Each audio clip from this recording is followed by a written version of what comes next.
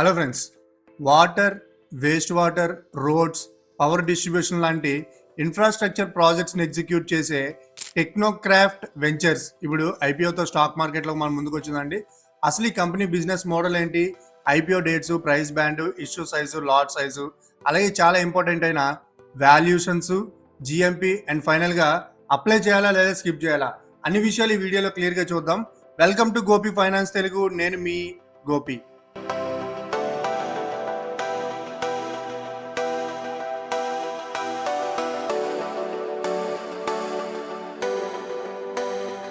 ముందుగా ఒక చిన్న డిస్క్లైమర్ అండి. ఈ video education and information purpose మాత్రమే. అప్లై చేయమని లేదా స్కిప్ చేయమని అడ్వైజరీ అయితే కాదు. ఫస్ట్ ఆఫ్ ఆల్ ఈ ఐపీఓ మెయిన్ డీటెయిల్స్ మనం చెక్ చేసుకున్నట్లయితే ఈ ఐపీఓ మనకి 7th ఆగస్ట్ ఫ్రైడే ఓపెన్ అయ్యి 11th ఆగస్ట్ ట్యూస్డే మన క్లోజ్ అవడం అనేది జరుగుతుందండి. అంటే 7th మార్కెట్ ఓపెన్ అయినప్పటి నుంచి 11th మార్కెట్ క్లోజ్ అయ్యేంత వరకు ఎప్పుడైనా చూసి మనం జాగ్రత్తగా అప్లై చేయొచ్చు అనమాట. ఇక అలాట్మెంట్ డేట్ మనకి 12th ఆగస్ట్ ఎక్స్పెక్ట్ ఇచ్చారండి. ఎస్, మనం అదే ఎక్స్పెక్ట్ చేయొచ్చు. రిఫండ్స్ ఆర్ క్రెడిట్స్ మనకి 13th ఆగస్ట్ అయితే ఇచ్చారు. ఆగస్ట్ 14th ఈ ఐపీఓ మనకి లిస్టింగ్ అవుతుంది.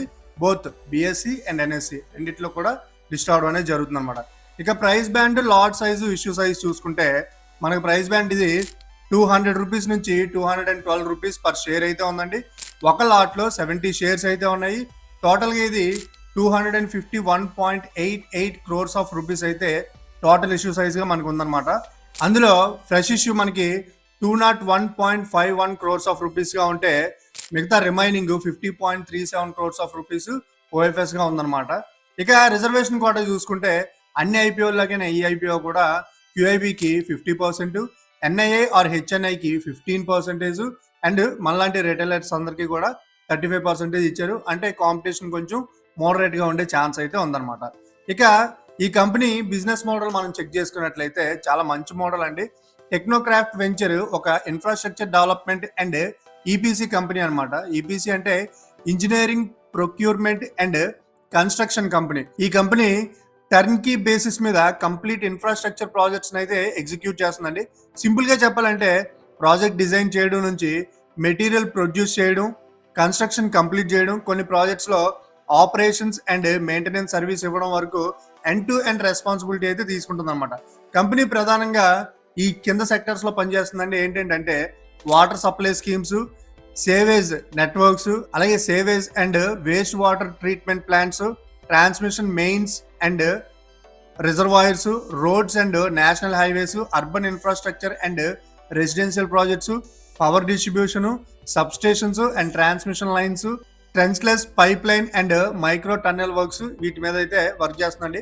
కంపెనీకి ఉత్తరప్రదేశ్, ఉత్తరాఖండ్, రాజస్థాన్ అండ్ ఢిల్లీ ఎన్సీఆర్ ప్రాంతాల్లో ప్రెజెన్స్ అయితే ఉందండి. దీని క్లయింట్స్ లో state governments and government agencies అయితే ఎక్కువగా ఉన్నాయన్నమాట. ఇక ఈ కంపెనీకి ఆర్డర్ బుక్ కూడా ఉందండి. ఆర్డర్ బుక్ July 15th, 2026 టైంకి company total order book approximately 1320.7 crores of rupees అయితే ఉందండి. ఇందులో ఆపరేషన్స్ అండ్ మెయింటెనెన్స్ కాస్ట్లు కూడా ఉంటాయి. ఆర్డర్ బుక్ పెద్దగా ఉండడం ఫ్యూచర్ రెవెన్యూకి అయితే విజిబిలిటీ పాజిటివ్ పాయింట్ కనిపిస్తుంది అనమాట మనకి. ఇక ఈ కంపెనీ ఫైనాన్షియల్ డీటెయిల్స్ మనం చెక్ చేసుకున్నట్లయితే ఫైనాన్షియల్ ఇయర్ 2024లో టోటల్ ఇన్కమ్ ఈ కంపెనీకి 227.3 crores ఆఫ్ రూపీస్గా ఉందండి. Profit after tax 19.05 crores of రూపీస్గా ఉందన్నమాట. 2025లో చూసుకుంటే total income around 281 crores of రూపీస్గా ఉందండి. Profit after tax around 28.2 crores of రూపీస్గా ఉందన్నమాట. ఇక 2026లో చూసుకుంటే మనం అరౌండ్ టోటల్ ఇన్కమ్ మనం 347 crores ఆఫ్ రూపీస్గా ఉంటే profit after tax around 43.32 crores అయితే ఉందన్నమాట. అంటే 2025 నుంచి 2026 మధ్య టోటల్ ఇన్కమ్ అరౌండ్ 23% పెరిగింది. అలాగే ప్రాఫిట్ ఆఫ్టర్ ట్యాక్స్ కూడా మనకి నియర్లీ 54% అయితే పెరగడం జరిగింది. ఇక మనం ఈ ఐపీఓకి అప్లై చేయాలంటే మినిమం ఎంత ఇన్వెస్ట్ చేయాల్సి ఉంటుంది?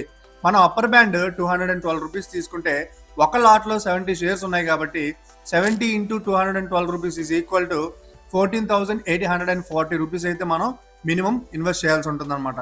అంటే రిటైలర్స్ మినిమం అయితే అంత ఇన్వెస్ట్ చేయాల్సి ఉంటుందని మ్యాక్సిమం సెబీ రూల్స్ ప్రకారం అప్ టు 2 lakhs వరకు మనం ఇన్వెస్ట్ చేయొచ్చు. ఇక ఈ ఐపీఓ మనీని ఎక్కడ యూజ్ చేస్తారు? వీళ్ళు ఫ్రెష్ ఇష్యూ ద్వారా కొంత అమౌంట్ అయితే కలెక్ట్ చేశారు కదండి. ఆ అమౌంట్ని వాళ్ళు అందులో 150 crores of rupees capital, working capital requirement కోసం, అలాగే రిమైనింగ్ అమౌంట్ అంతా కూడా జనరల్ కార్పొరేట్ పర్పస్ కోసం అయితే యూజ్ చేస్తున్నారు అనమాట. ఇప్పుడు చాలా ఇంపార్టెంట్ అయిన వాల్యుయేషన్ మ్యాట్రిక్స్ మనం చెక్ చేసుకున్నట్లయితే అప్పర్ బ్యాండ్ 212 రూపీస్ దగ్గర మనం చెక్ చేసుకుందాం అండి. Pre IPO EPS around 14.39 rupees ఉంటే pre IPO PE ratio around ఈ కంపెనీకి 14.73 టైమ్స్ అయితే ఉందండి. ఒకవేళ ఆఫ్టర్ పోస్ట్ ఐపీఓ మనం చెక్ చేసుకున్నట్లయితే పోస్ట్ ఐపీఓ ఈపీఎస్ సుమారు 10.94 రూపీస్ గాను, పోస్ట్ ఐపీఓ పిఈ రేషియో సుమారు 19.38 టైమ్స్ అయితే ఉందన్నమాట. ఇక పీబీ రేషియో మనం చెక్ చేసుకున్నట్లయితే 3.91 టైమ్స్ అయితే ఉందన్నమాట. ఇక every once favourite topic GMP. మనం జిఎంపి చెక్ చేసుకున్నట్లయితే August 3rd ఈ వీడియో రికార్డ్ చేసే టైంకి జిఎంపి ఒక కొన్ని ట్రాకర్స్ ప్రకారం చెక్ చేసుకున్నట్లయితే Technocraft ventures IPO grey market premium approximately 14 rupees నుంచి 16 రూపీస్ అయితే ఉందండి. సో మైల్డ్గా రన్ అవుతుంది.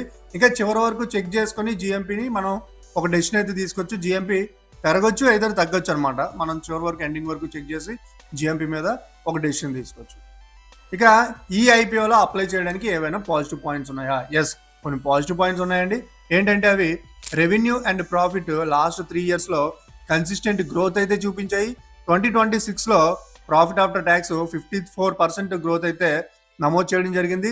అలాగే ROE and ROCE around 26% to 28% రేంజ్లో అయితే ఉన్నాయండి. Around 1320 crores of rupees order book అయితే ఫ్యూచర్ రెవెన్యూ విజిబిలిటీకి సపోర్టివ్గా కనిపిస్తుంది. వాటర్ అండ్ వేస్ట్ వాటర్ ఇన్ఫ్రాస్ట్రక్చర్కి government spending long term opportunity అయితే హ్యాపీగా ఇవ్వచ్చు. కంపెనీ మల్టిపుల్ ఈపీఎస్ సెగ్మెంట్స్లో ప్రెజెన్స్ అయితే ఉందండి. ఫ్రెష్ ఇష్యూ పోర్షన్ ఓఎఫ్ఎస్ కంటే ఎక్కువగా ఉంది. పీర్ కంపారిజన్స్లో వాల్యుయేషన్ బ్రాడ్లీ కొద్దిగా ఫెయిర్గానే కనిపిస్తుందని మనం చెప్పుకోవచ్చు అనమాట. ఇక ఈ ఐపీఓ అప్లై చేయకపోవడానికి ఏవైనా రిస్క్ ఫ్యాక్టర్స్ ఉన్నాయా? ఎస్, కొన్ని రిస్క్ ఫ్యాక్టర్స్ కూడా ఉన్నాయండి. ఏంటంటే అవి company business government departments and government agencies మీద సిగ్నిఫికెంట్గా డిపెండ్ అయ్యే అవకాశం ఉంది. అలాగే గవర్నమెంట్ ప్రాజెక్ట్స్లో మనకు తెలిసినట్టుగానే అప్రూవల్స్ అలాగే పేమెంట్ డిలేస్ అనేవి ఆబ్వియస్లీ జరుగుతూ ఉంటాయి.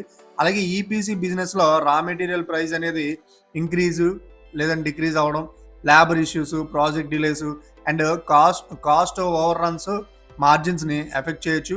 ఐపీఓ ప్రొసీడ్స్లో మేజర్ పోర్షన్ వర్కింగ్ క్యాపిటల్ కోసం యూజ్ చేస్తున్నారు. అది కూడా వచ్చిన నెగిటివ్ పాయింట్గా మనం తీసుకోవచ్చు. అలాగే ఆర్డర్ బుక్లో సబ్స్టైనల్ పోర్షన్ జాయింట్ వెంచర్స్ ద్వారా ఎగ్జిక్యూట్ చేయాల్సి ఉంది. వాటర్ అండ్ ఇన్ఫ్రాస్ట్రక్చర్ ప్రాజెక్ట్స్లో కాంపిటేటివ్ బిడ్డింగ్ వల్ల మార్జిన్స్పై ప్రెజర్ అయితే రావచ్చు అనమాట. ఇవన్నీ మనం నెగిటివ్ పాయింట్స్గా కన్సిడర్ చేయొచ్చు. ఇక ఫైనల్గా అప్లై చేయాలా లేదా స్కిప్ చేయాలా? అదే లిస్టింగ్ గెయిన్స్ కోసం మనం చూసినట్లయితే కరెంట్ జిఎంపి అరౌండ్ 6% నుంచి 8% ఇండికేటివ్ ప్రీమియం అయితే చూపిస్తుంది. కాబట్టి లిస్టింగ్ గెయిన్స్ కోసం అగ్రెసివ్ అప్లికేషన్ కంటే క్యాష్ అండ్ అప్రోచ్ అప్లికేషన్ అని మనం గుర్తుపెట్టుకోవడం మంచిదన్నమాట. ఒకవేళ లాంగ్ టర్మ్ హోల్డింగ్స్ కోసం చూసినట్లయితే కంపెనీ ఫైనాన్షియల్ గ్రోత్ అయితే చాలా స్ట్రాంగ్ ఉందండి.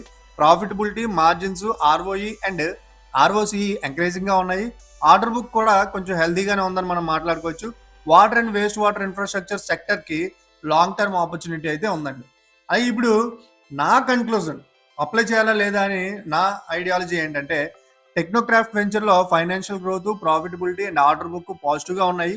వాల్యుయేషన్స్ కూడా ఎక్స్ట్రీమ్లీ ఎక్స్పెన్సివ్ అని అయితే ఏం లేవు. ఎక్స్పెన్సివ్ ఉన్నాయి కానీ ఎక్స్ట్రీమ్లీ ఎక్స్పెన్సివ్ కాదు. కానీ business EPC and government projects dependency కావడంతో ఎగ్జిక్యూషన్ అండ్ వర్కింగ్ క్యాపిటల్ రిస్క్లు అయితే ఉన్నాయి. లిస్టింగ్ గెయిన్స్ కోసం ఇది గ్యారంటీడ్ బంపర్ లిస్టింగ్ ఐపీఓ అయితే కాదండి. ఒకవేళ మోడరేట్ రిస్క్ తీసుకునే ఇన్వెస్టర్స్కి అయితే ఓకే అని మనం మాట్లాడుకోవచ్చు అనమాట. సో ఫ్రెండ్స్, ఇలా మీ రిస్క్ యాప్టిట్యూడ్ బట్టి అప్లై చేయాలా లేదా అని ఒక మంచి స్మార్ట్ డెసిషన్ అయితే తీసుకోండి. ఎందుకు మీరు అప్లై చేస్తున్నారా లేదా సరదాగా మనతో కామెంట్లో పంచుకోండి. అలాగే ఈ వీడియో కనుక మీకు నచ్చినట్లయితే లైక్ చేయండి, షేర్ చేయండి and don't forget to subscribe Gopi finance Telugu. నేను మీ గోపి, సైనింగ్ ఆఫ్.